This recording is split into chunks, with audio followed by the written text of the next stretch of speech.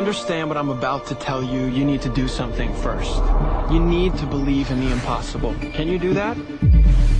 What do you desire that you can't have? When I eat a brain, I get visions. Don't ever come back to Gotham. You have failed this city. Jesus, what kind of a preacher are you? There's about a dozen ways that I could stop you right now. But I don't think I have to. Because where I'm from, your grandson becomes the greatest hero in the universe. Now you should at least give a brother a moment to say something heroically clever. In the future, my friends may not be heroes, but if we succeed, they will be remembered as legends. Welcome to the DC TV report for the week ending Saturday, June 22nd, 2019. I'm Edward O'Hare, nickname to be determined. And I'm Sara, academic by day, freelance writer by night. We're here to bring you recaps, news, and commentary for all live-action television shows based on DC Comics. And we've got 3 new episodes this week. We're right in the middle of the runs for all of the shows that are on right now. So we're just we've reached our cruising altitude for the summer, I think.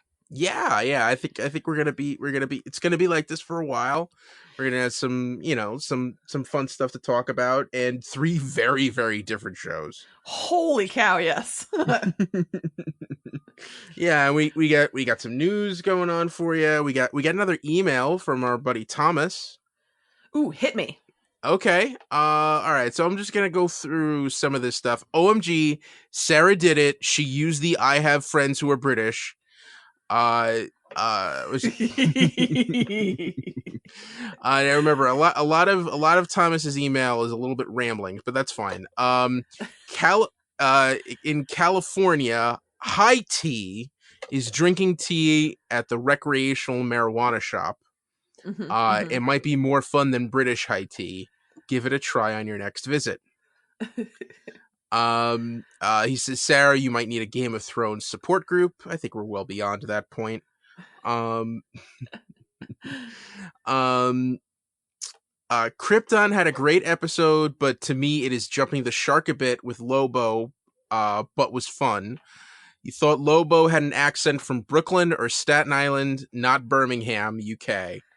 I feel like he has an accent from the Staten Island of the UK, you know? Yeah. I was as someone who lives on Staten Island, people around here don't talk like that.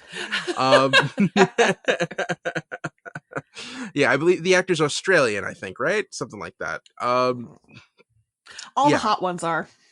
Yeah. Maybe not C2E2, more like Wizard World Chicago Con. That's fair. They're both really good cons. They're really different cons. Yes. That's fair. Yeah. Mm-hmm. If Brainiac is a computer construct, he would not have blood, but maybe WD-40. I can go all nerd on you here. Brainiac is, the Brainiac they're talking about is actually an alien. The computer construct thing was something from the Superman cartoon. And you forgot to say, actually. Yes. He wants an iZombie spinoff, MasterChef Brain Edition. Yes. Still no Good Witch. Sara, bribe Ed and Bill with a real pizza deep dish to get this approved. Yes! Have my casserole pizza and like it. So much bread. Oh. Listen, if you don't get your daily supply of carbs, how are you going to survive those cold Chicago winters? Thin crust. It's got to be thin crust. I mean, like an eighth of an inch thin. You know. I mean, soggy paper is a choice. It's a choice. Not soggy. Light sauce and cheesy. So here's the delightful thing. I'm going to actually be able to take you up on this soon, right? Yes. I don't think we've talked about this on air, but we haven't, and we didn't just talking about it on air this week. But you want to talk about it on air? Yeah. So Sara, may be making a trip out to my neck of the woods, towards the end of July. I'm coming to New York for a conference, and I was thinking like, oh, I'm gonna have to figure out my travel is gonna overlap with when we usually record. I'm gonna have to work it out with Ed. Like, how am I gonna make connections on Skype? And then I realized I'm literally going to be in New York. I can just get on the ferry and meet Ed. And maybe Bill if he wants to come. I don't know his life.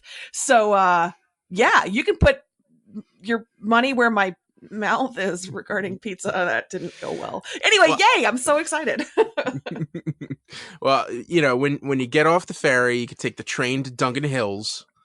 And then right there is a pizzeria that my grandfather's sister owns. It's called Lee's Tavern. It is the Staten Island, like the quintessential Staten Island thin cracker crust pizza. Challenge accepted. So look for that next month. Yeah. And yeah. So that was an email from Thomas, and he points out Pennyworth, 41 days, 23 hours. We got Pennyworth news for you. Buckle up. Yes. All right.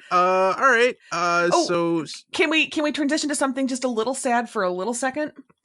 If you sure, yeah, I love down notes. R.I.P. Vertigo Comics. Yeah, yes. DC announced that they're wiping all of their imprints out, which is going to include Vertigo, which has been their mature readers line for 25 years. Well, and I realized that's a large percentage of all the comics I've read were Vertigo comics. So that kind of hit me because that's, it's the Preacher comic line. It's the comic line I've read. Yeah, and Vertigo was like the one place in like mainstream comics where you can find creator-owned work.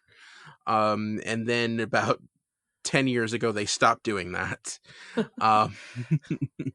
And it fell off a little bit. They revived it a little. They tried reviving it within the last year, and it seems like yeah. So going forward, DC, you're going to have just 3 imprints. It's DC Kids, DC, and DC Black Label. So DC After Dark. So do you fear that? I mean, does that Vertigo had Y the Last Man, or it had some of those kind of more individualistic? I mean, like you said, the creator owned. Will there be room for that in the future? Do you think? Does that affect the stories? At DC, I don't know. I mean, most of the good books that would have been Vertigo in the last decade have been published by Image. Okay. So it seems like all of those creators kind of moved over to Image, and that's where you find good. For you, the writing was on the wall about this. Yes, Okay.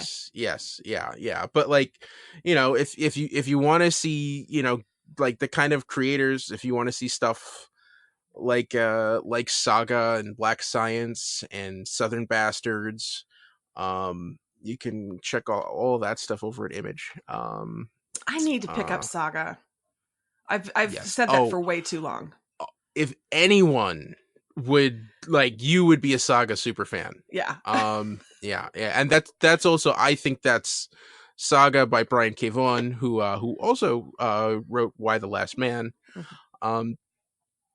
That is like the one book I've read that should never be adapted into another medium. Just because it's a big giant sci-fi budget, but it's heavy HBO style content. It would cost 5 times what Game of Thrones costs. Somebody at HBO just heard you and were like, "We need our next Game of Thrones." Well, and I wasn't going to bring it up because I understand I need a Game of Thrones support group. But George R. R. Martin wrote A Song of Ice and Fire specifically to be unfilmable, unadaptable. He said there's no way anybody could do this. It's going to be too big and too expensive. And then they did it. So, I mean, if HBO's looking for the next challenge, hit up Vaughn, get him some Saga. Yeah. Also, no one looks human in that. Everyone has like ram's horns or little wings popping out, or the main bad guy has a TV for a head. It's insane. It's insane. And there's lots of graphic violence and nudity all over the place. I mean, HBO is semi-erect right now, Ed. Honestly, you're just giving them everything they want. So, okay, this got weird. yeah. Not when you see that price tag. I'm telling you, just visually, it would be too much. It would cost $200 million to produce one episode of that. Do I see some sort of rainbow zebra on one of the covers? I got to get into this comic. Yeah, you really do. You really do. All right, you want to start talking? Yeah, let's do it. Let's jump in. All right, everybody. So that's your fun chit chat for the week. Now it's time to more fun. No, we're getting down to brass tacks. We're getting down to business. Let's do what you really came for, which is the recaps. And the first episode we're going to talk about is Krypton. Season 2, Episode 2, Ghost in the Fire. Lyda's job performance was suffering because she could not stop thinking of Seg. Jaina and Vidar trekked through the Outlands talking about old bedtime stories. General Zod forced Nyssa to go to Wegthor and feed false info to Jack Sor and Vile L. Seg and Adam were captured by Lobo and tried to prove to the last Zarnian that Brainiac was dead.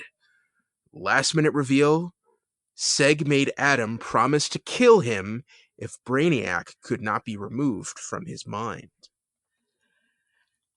Okay, are you sitting down? Yes.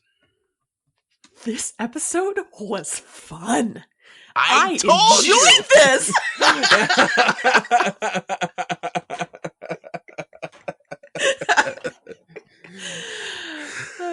That's all. I just needed to celebrate it. Okay. So Sarah, all right. So you're taking charge here. What was fun about it? What did you enjoy most? Everything with Siegel and the hot blonde. First of all, can we talk about the Henry Cavill cock the guns shout out? Yes, amazing. He reloaded. I couldn't believe that.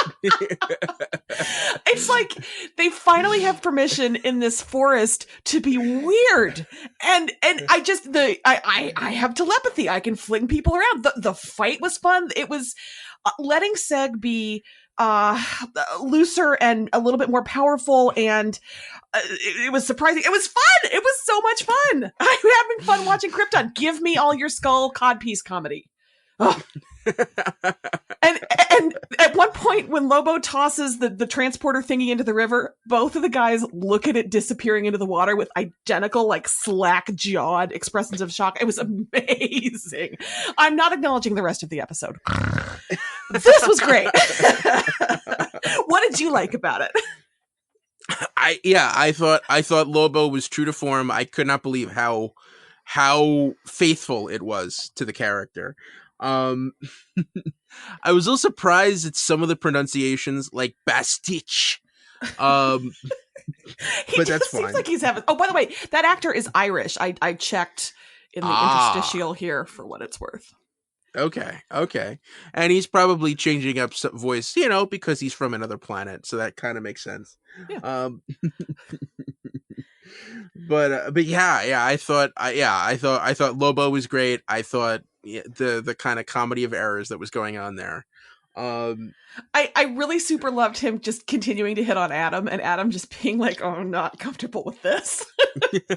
and I also liked, for me, it shows how cracked Lobo is, because you've got a damn Disney prince right there, and you're looking at Adam. No, I mean, maybe that's my taste coming through, but the whole thing, just top to bottom, was great. And then it turned a little serious with Seg, and I also loved the little hints that something was going on in Seg's brain.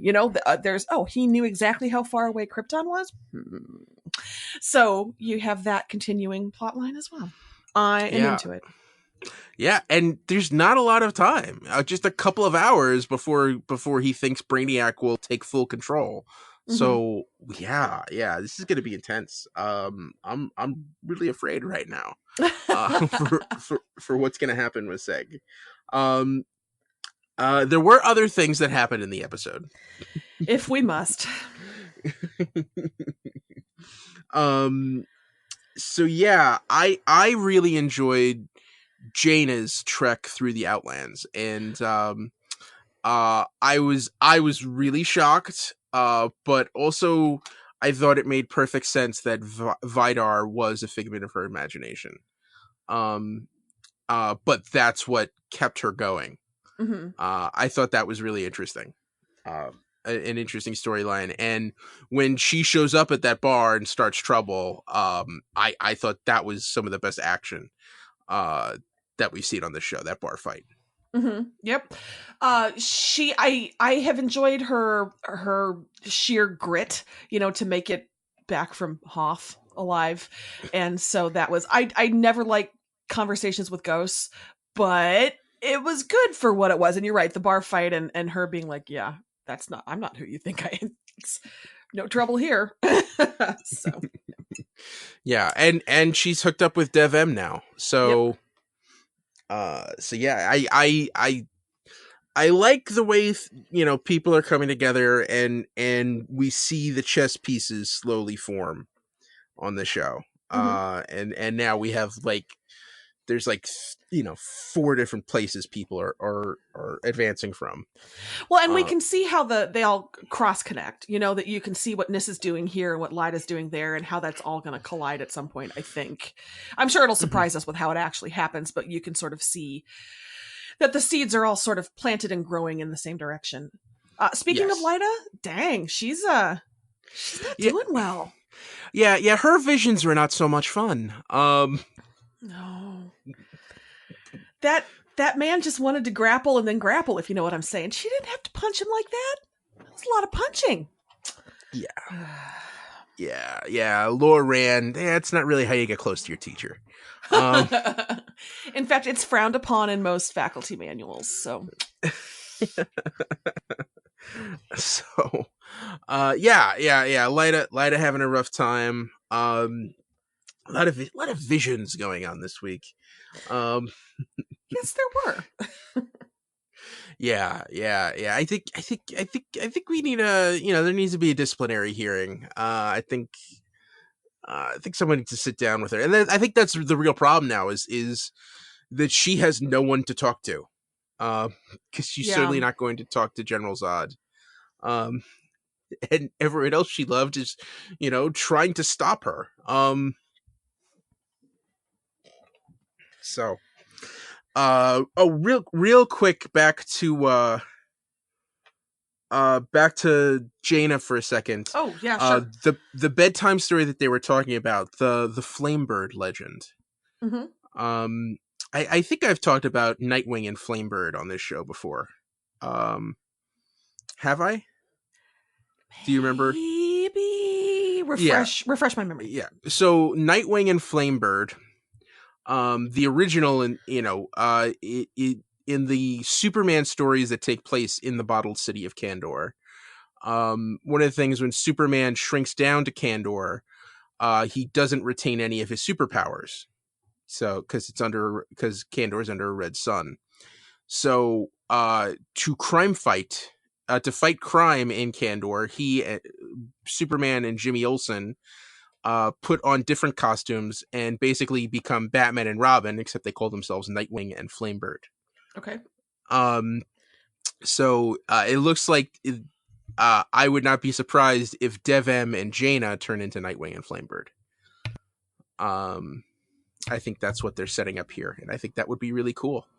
Okay. So we may actually get costumed vigilantes on Krypton. I don't know if it'll go that far. But at least they're keeping with that connection with Flamebird. I think that's cool.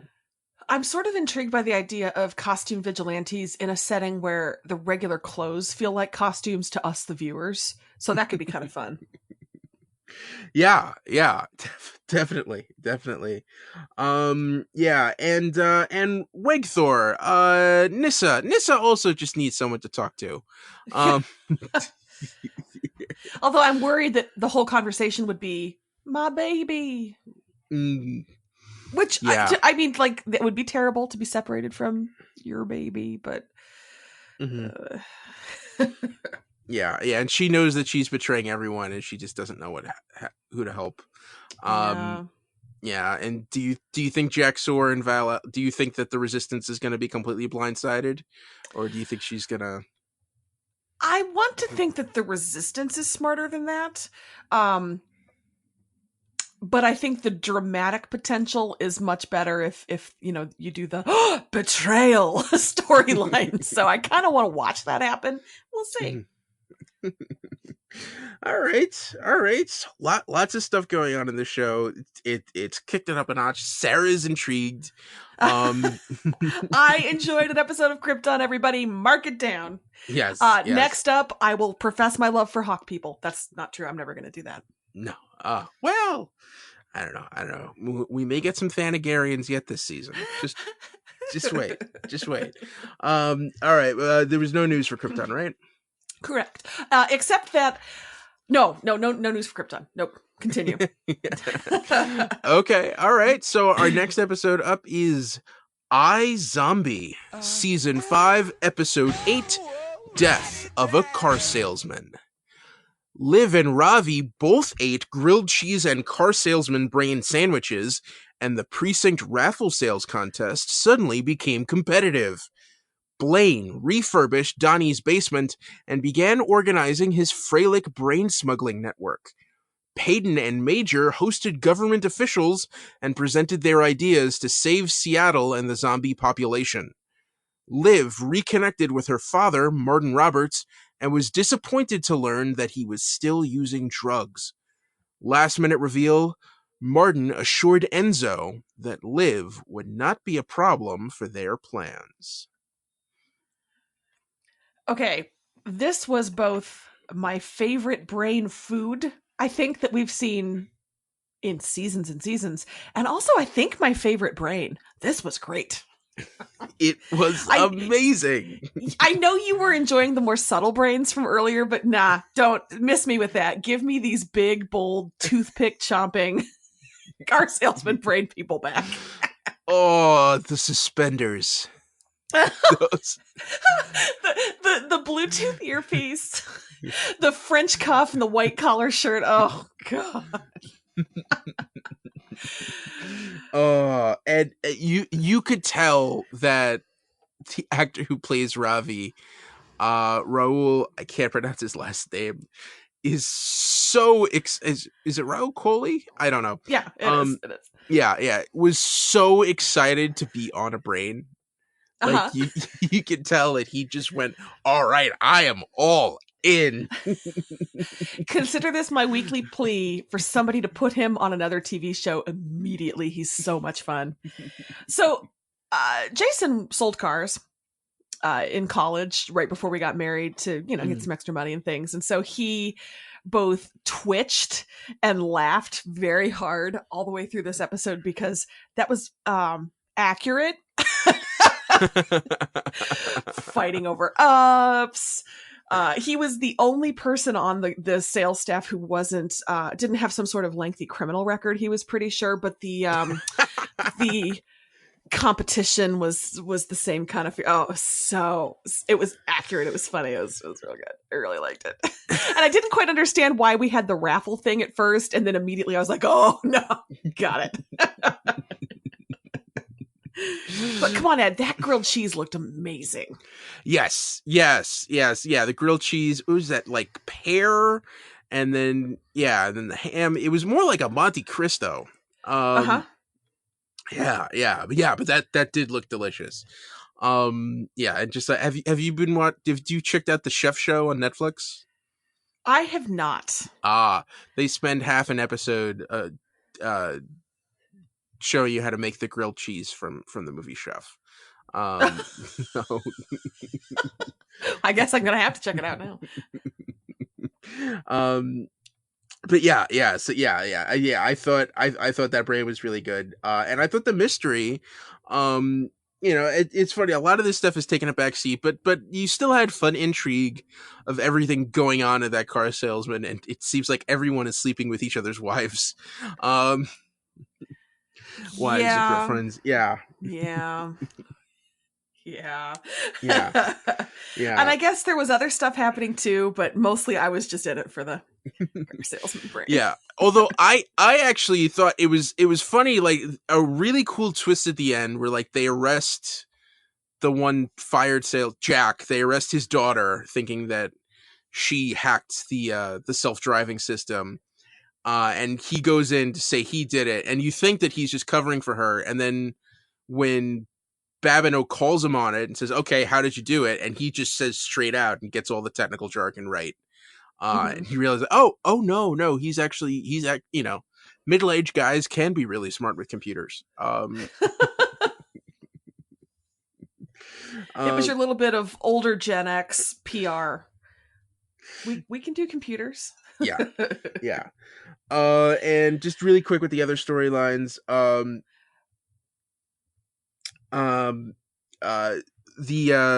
ready to talk about any of them. Hit me, Ed. Go. Yeah. So Major and Peyton.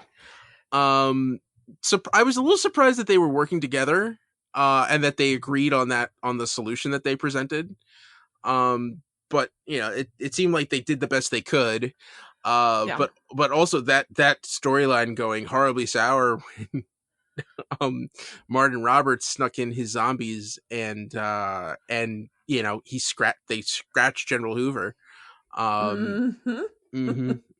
Yeah, this is gonna be bad. Yeah. I do kind of like Peyton and Major working together because they represent the different power forces. I just love the way, you've got all three of the characters who've maneuvered into these surprising positions of influence over the seasons.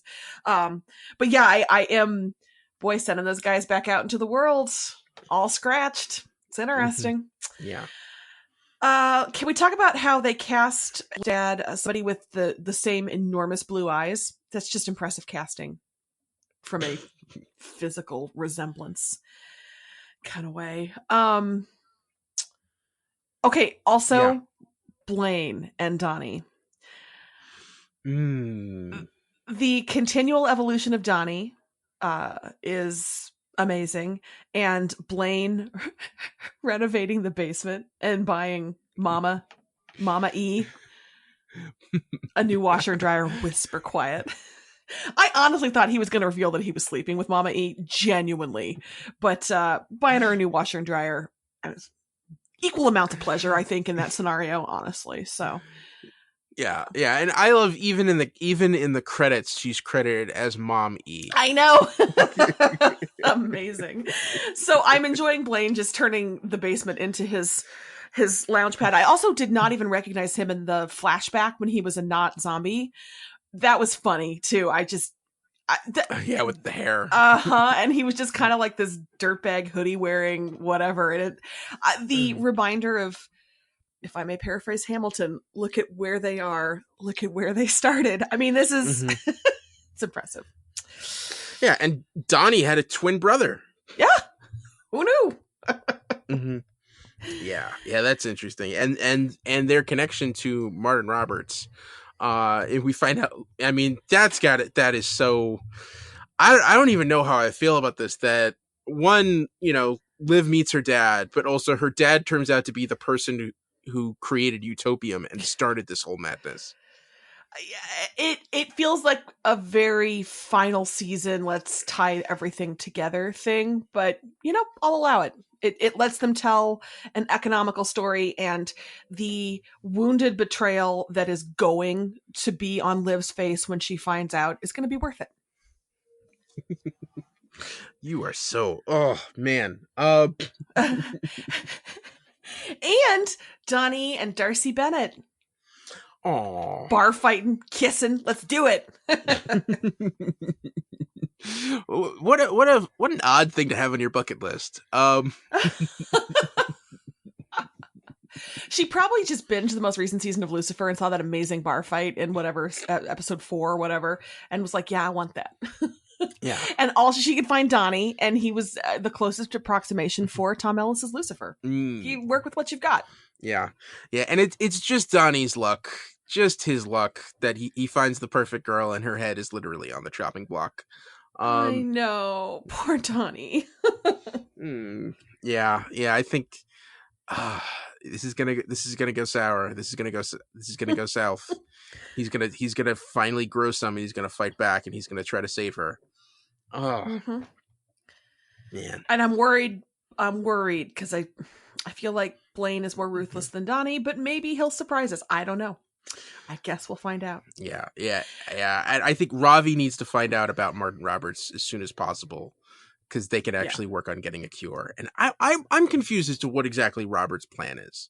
Like, what is he really trying to do? I'm not sure, and I'm also wondering if Liv is going to change things. Who is he playing here? You know, is Liv going to make him see the light, or is he going to end up being irredeemable? I don't know how it's going to shake out. Guess we'll have to find out next week. I guess we'll have to keep watching. Also, really fast, I do feel like Darcy Bennett is a shout out to Pride and Prejudice. Somebody out there listening understands. But, you know, Mr. Darcy and Elizabeth Bennett, Darcy Bennett, come on. Somebody was like, last season I'm going for it. Pride and Prejudice fanfic. Yes. I also did see that. Also, did you notice the name of the general in the General presentation? Mills? General Mills. Oh, Cheerios. All right. Was there any news for iZombie? No. All right.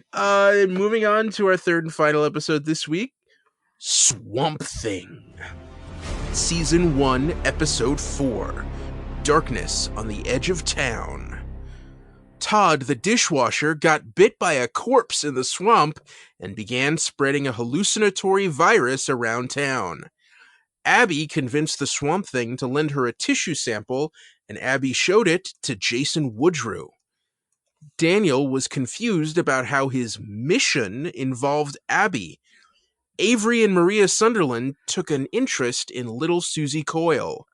Last minute reveal, the Swamp Thing told Abby he was worried about her and that this is only the beginning. All right, so I have a slight problem with this show, and that is that I'm enjoying it so much that I don't take any notes. I'm just watching it and super enjoying it. And then when the time comes to talk about it, all I can do is say, I don't know, it's really good. Yikes. No, it is so good. Like this is like, if you, this is exactly what this show should be. It is on target. I cannot believe how incredible the effects looks, that costume. It is a crime. It is a crime that we are only going to get one season of this. I watch this show and it is so good, and it is making me so angry every time. I am upset, Sarah. I am really, really upset that we're not going to get more of this show. Someone needs to step in. Me too. I don't know who would if DC's own wing isn't protecting it. No. This just feels like Netflix is not gonna. There is one person who can save us, who can save this, and I know, Sarah, you don't like going there, but he's been effective and helped us out in the past, and I think he may be able to drum up enough in. We need William Shatner. No, I'm fine if William Shatner wants to involve himself in this fight. I welcome it. You know, he got Lucifer to Netflix. He got Timeless, that wrap-up episode. He got The Expanse to Amazon. William Shatner can go out and drum up all the angry people and organize everyone, and maybe we can get Swamp Thing someplace else. You know?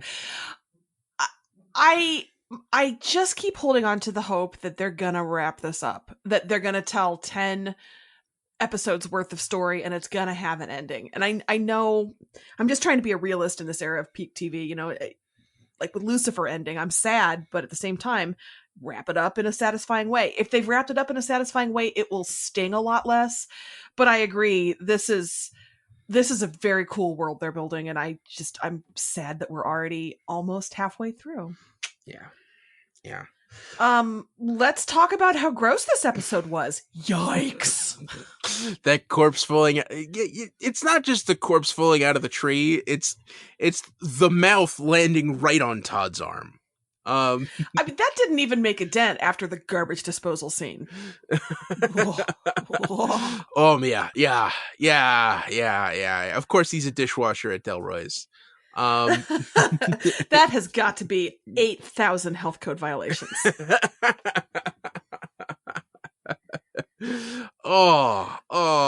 And when he just goes grabbing the knife and just starts slashing. Oh man.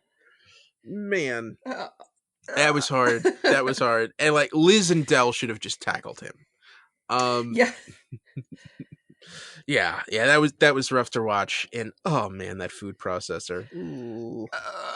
The only complaint I have about this episode is how long it took Abby to get there to it's being passed by a scratch. I mean, she saw it happen, didn't she? So how is she not?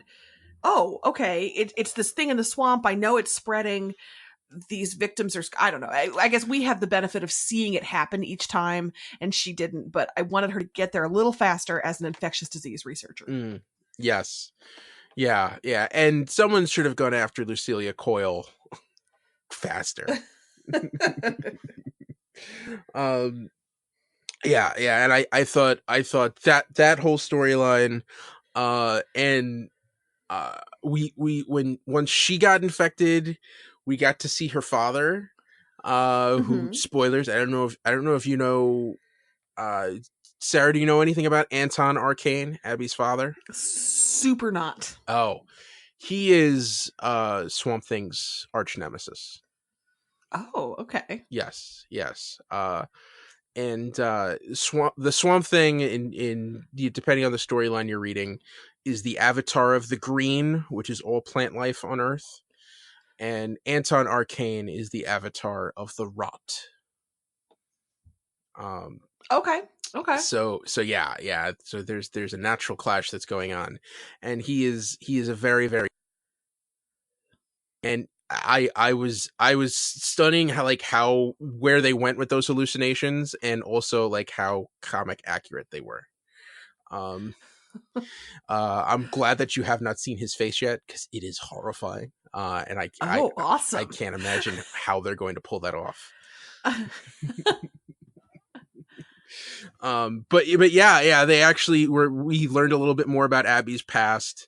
And just the scene as the Swamp Thing pulls the darkness out of her and puts it back into the corpse. I thought all of that effects and everything. Oh, this show is so perfect. Oh, and I of course enjoyed the swoony romantic, like, let me take this from you, let me carry this burden for you, was very nice. Yeah. And stuff. I mean, isn't it cool that you have this romantic arc that's still going on between them? It doesn't seem, it's not like swooning or anything, because again, they only knew each other for a couple of days before this accident, but you still have that magnetic energy between them. And the guy is a freaking plant. I'm into it. And so is Abby. That's the important thing. Really quick, is Daniel just gonna Daniel Cassidy's mission? Is he really there just because Madame Xanadu said you've got to stay there? Like what I'm confused what kind of bargain he made with the town of Murray. I am a little confused about all of it. I don't know. I just know that I haven't enjoyed Iron Ziering this much ever. So yeah, that was fun. And the Sunderlands deciding to take in Susie Coyle. How long before she is calling her Shauna? Like, how long before that all just goes off the rails? Yeah. And also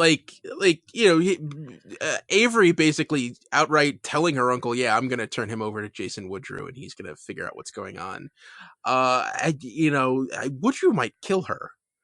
Yeah, I don't think there's any might about it. That feels inevitable as the tides. This is scary, and I hope Abby finds out about this and puts a stop to it. Yeah. Same. I like that she does not care for Avery, but they've made that, or not Avery, but Woodrow, and they've made that sort of uneasy bargain. But I'm glad she's holding her own in the research arena. Mhm. I was abused by the super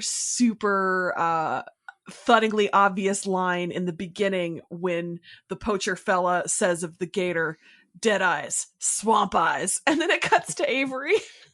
We get it. He's a dead-eyed swamp thing. I get it. Oh, so great.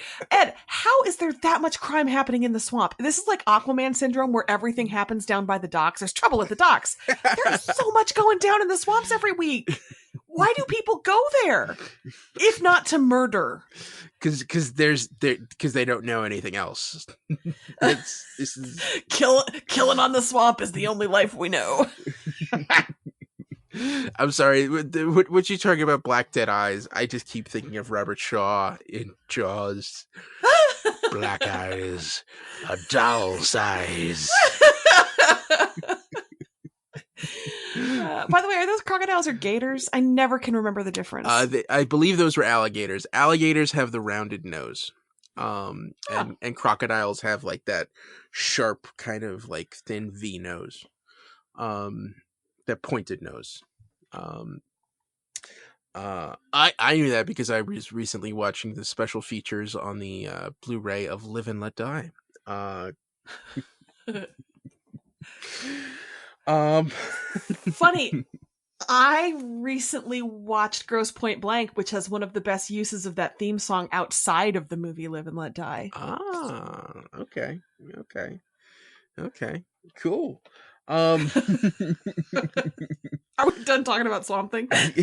So yeah, Swamp Thing was cool. The Sunderlands are up to no good. Man, this show can't come fast enough. I did have to watch it this morning in full daylight, and that was a little disappointing. This is a show best enjoyed after dark. Yes. With the lights off. Yes. Mm-hmm. Yeah. This is the kind of show you make a nice big bowl of popcorn for, right? Totally. All right. Nice full glass of pre-mixed margaritas from Costco. Whatever. Potato. Okay. Or both. Okay. All right. Was there any news for Swamp Thing? I met a guy at a wedding who watches it, and I was so amused because I've never met anybody out in the wild who also subscribes to DC Universe. It's not really news, but it was news to me. Oh my God, you're the other subscriber. Yeah. We're gonna enjoy it while it lasts. We're gonna enjoy it. Yes, we're gonna cling to it. Mm-hmm. And we actually have a lot of DC Universe news coming up as we transition into news, so we can sort of talk about that too. All right. So let's do news for other shows. Okay, I just said DC Universe news, but let's start with CW news. The CW has announced its premiere dates for all of its returning superhero shows in the fall. All right, are you ready? Ooh. It's kind of humbling to know exactly where we're going to be on these days, and yet, here, I'm going to prognosticate. Sunday, October 6th, Batwoman, followed by Supergirl, kicks things off for the season. So Batwoman series premiere, Supergirl season 5 premiere, October 6th, starting at 8/7 Central.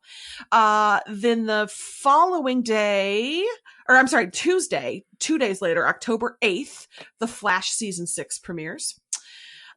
Arrow follows a week later with its premiere, Tuesday, October 15th. So we are going to have The Flash and Arrow back to back on Tuesdays. And then Black Lightning season 3 premieres Monday, October 21st, and that will be having the 9/8 Central birth. So long story short, we're going to have Batman and Supergirl on Sundays, Flash and Arrow on Tuesdays, Black Lightning on Mondays, and that's the order that they're going to premiere. So wow, there you go. Wow. And presumably Legends of Tomorrow is going to be mid-season like usual, presumably because it's not going to be. Well, no, it's part of the crossover, so I'm not quite sure what's going to happen there. Remember the crossover's in 2 parts. They're going to do 3 in the winter, and then they're going to do 3 in December and 2 in January. So maybe the Legends will tag in January, and then their run will pick up from there as Arrow steps away. Yeah, that would make sense. I'm sure they'll let us. I'm looking at my spreadsheet of our planned potential episodes, and it looks like the week before Batwoman, Supergirl, and Flash premiere is Pennyworth's finale, and the week that it happens is Preacher's finale. So everything is we're going to have at least 2 episodes going all through the summer, and then just enough of a crossover so we will not have any points where we would do a retro pick, which is fun. Bummer. Which is fine because we have lots of content, but we're just going straight through.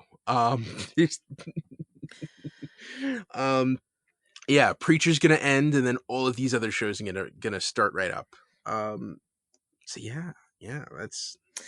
I only say bummer because I enjoy Batman the Animated Series. I'm not a bummer because we're getting fresh content all the way through. That's exciting, but I like the excuse to watch. Yeah. Yes. Anyway, so that's the CW news.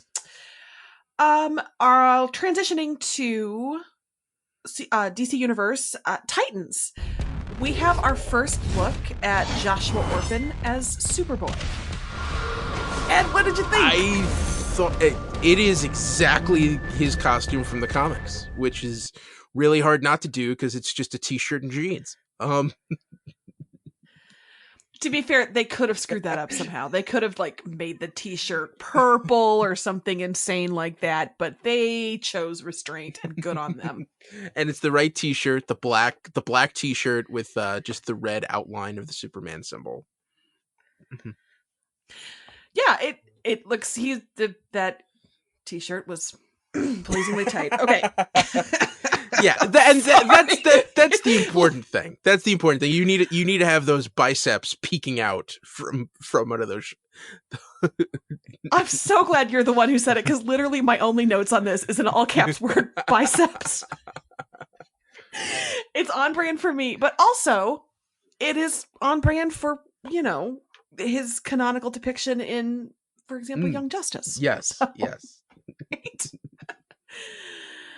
Anyway, so that's exciting.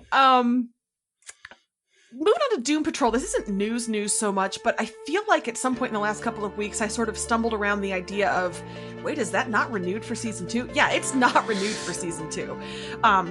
It was part of a comicbook.com article about Matt Bomer just talking about how much he loves the show and he hopes everybody can find it and fall in love with it too. And they did point out that, yeah, it actually has not been renewed for a second season yet.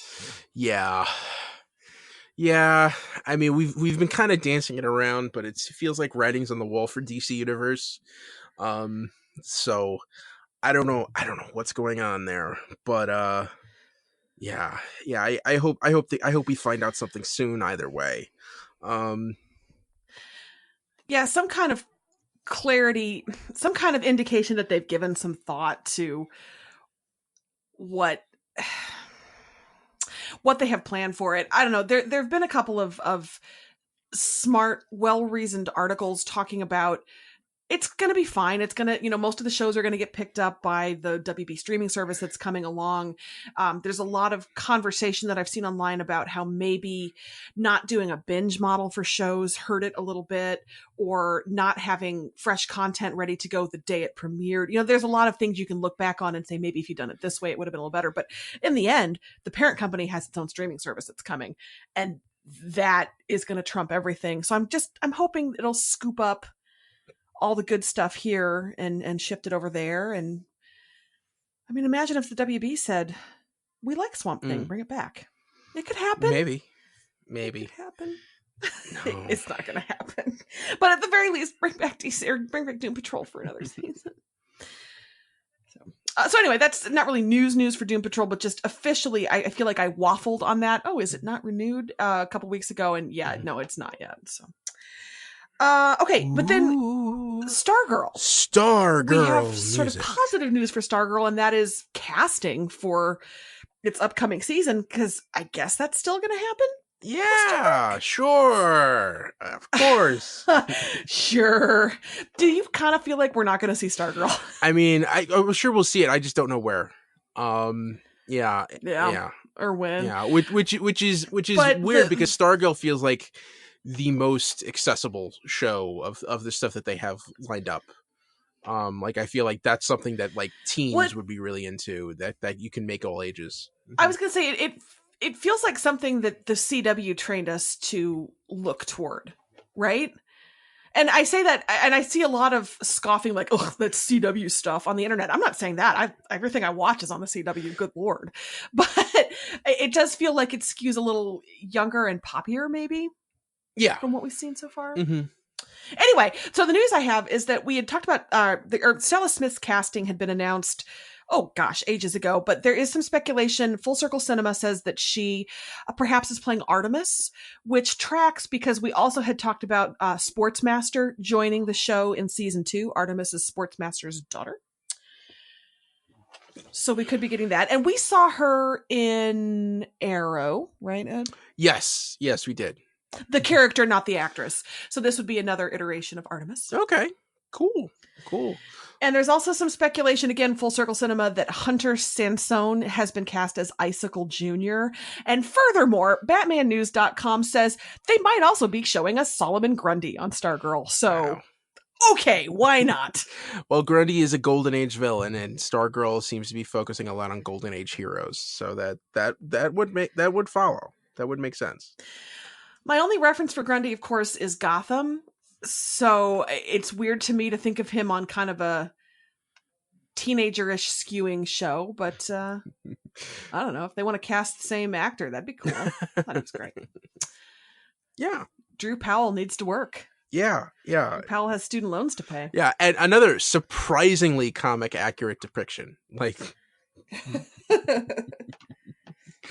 Yeah. Although if he'd been a foot taller, it probably would have worked a little better. But that's fine. God, you're really demanding. Get me someone who's 7'6". Okay, moving on to Pennyworth. Bruno Heller, the showrunner, did an interview with IGN where he talked about how excited he was to explore Alfred because Alfred is one of the few humans in the DC universe. He says the show is going to be intensely human. He says it's an epic story of a life. We'll get to see Thomas and Martha meet. I guess this is a show that is happening. Human, how novel. Yeah, he wanted to do a British spy show. And this is how he could sell it. It was just, Batman's attached. So, yeah. I mean, good for him, I guess. Know how to get that money for funding, I suppose. Yeah. I cannot wait to hear what my mother thinks of this show. Are you going to tell her it's Batman affiliated, or are you just going to sit down and have her watch it and see when she figures it out? No, I'm going to tell her the Queen's a character, and that'll be enough. She is an Anglophile. She's all over Masterpiece Theater, really into Endeavor. I'm sorry. And Grantchester. Are some of her friends British too? But when my sister was studying abroad in London, I think my mother made an excuse to go out there twice to visit her. So that's so adorable. I have an author friend who was researching London for a book that she's setting her next book in, and she did a tour of the country so she could get the flavor of it for her book. But she did so many high teas, and I'm still not over my intense, crippling jealousy of all the beautifully grammed shots of like little tea cakes. And I need to travel more. Ed, we need to travel more. Okay, sure. Let's do this. I guess I'll start with New York. Yeah. I always wanted to do a cross-country road trip, but I don't think that's what you're thinking of. That sounds very like on the road with Salmoneo. God, it's been too long. Salminio? Yeah. Yeah. Thank you. I'm not really, beats are not my thing, Yes, but okay. yes. Anyway.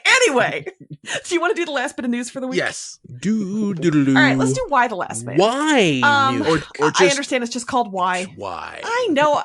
It's just confusing if I say, let's do why. Because then we're going to do a who's on first. Well, why? No, why? But why? Ed, why? Oh, Anyway. York.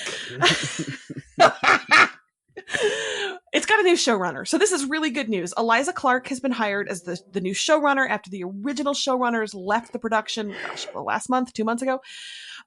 Eliza Clark is a playwright. She was a writer on Animal Kingdom and The Killing, which are both basic cable shows. I was like, I don't watch Animal Kingdom, but The Killing I'm sure she'll be great. I will say she did an interview where she talked about how she devoured the comics, she enjoyed them, and she mentioned how much she appreciated the world that Brian K. Vaughan and Pia Guerra created. And I have to say, I am thrilled that she didn't just stop with Vaughn and that she mentioned the artist as well. To me, that speaks really well of how she thinks about the creation process. That, you know, the artwork in that comic, I think, is one of the defining characteristics of it. I super love the art in that. Yes. So I was pleased that she mentioned both, basically. Yeah. I think this is a step in the right direction. It's still a little weird that whenever I see articles about this, they say it's starring Diane Lane, which makes no sense to me. But that's okay. Well, it's the thing I want to say is a little spoilery for the comic. Yeah, then don't say it. That's okay. Okay, I won't. You can compare it to other casting and yeah. Yeah, just no. It's yeah. I guess she's the biggest name, but it is weird that I mean it's Yorick's show. Yeah. But I guess Barry Kagan isn't as well known. Yeah, so. or even what's the secret agent that's traveling with him? Agent 30. Yeah. You think I'd remember? I don't. Yeah, Agent Triple X. Vin Diesel is not involved, just for the record. Oh, I'm sorry. I was thinking of Barbara Bach from The Spy Who Loved Me. Okay. I don't know. I got bound in the brain. I don't know. All right. Well, that is good news for Why the Last Man. I was afraid that the show was going to not be happening anymore. And it seems like we can move past that. So all right. And that was the last bit of news for this week, right? That was the last bit of news for this week. All right. So we're gonna get under the wire with our winners for the week.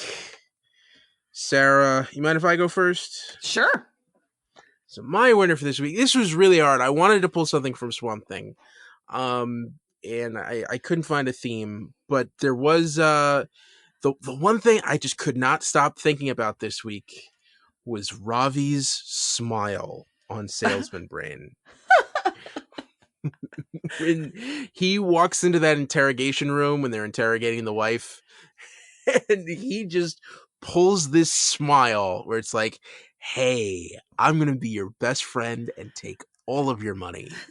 That is, as someone who's worked in sales and seen people try that, it felt very real to me. And oh man, everything about his character was great, but that smile was scary good.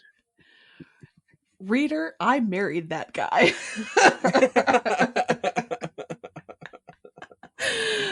Yeah, I agree with you that is the most fun we've seen Raul Coley have, I think, all season long. He's been really upset about the Freilich brain stuff, so this was great fun to watch.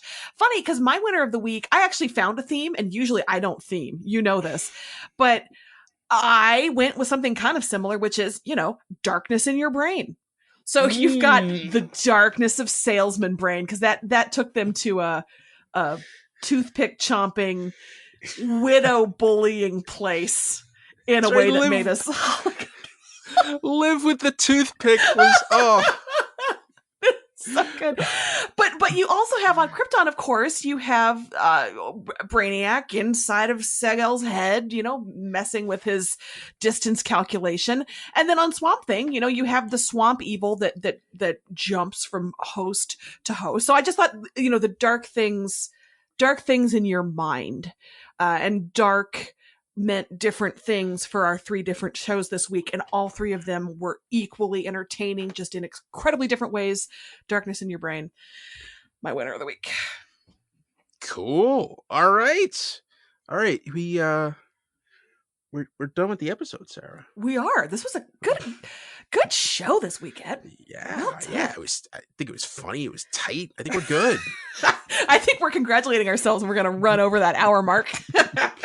All right. So that's the DC TV report for this week. You can find us on Twitter. I'm at Edward O'Hare TBD.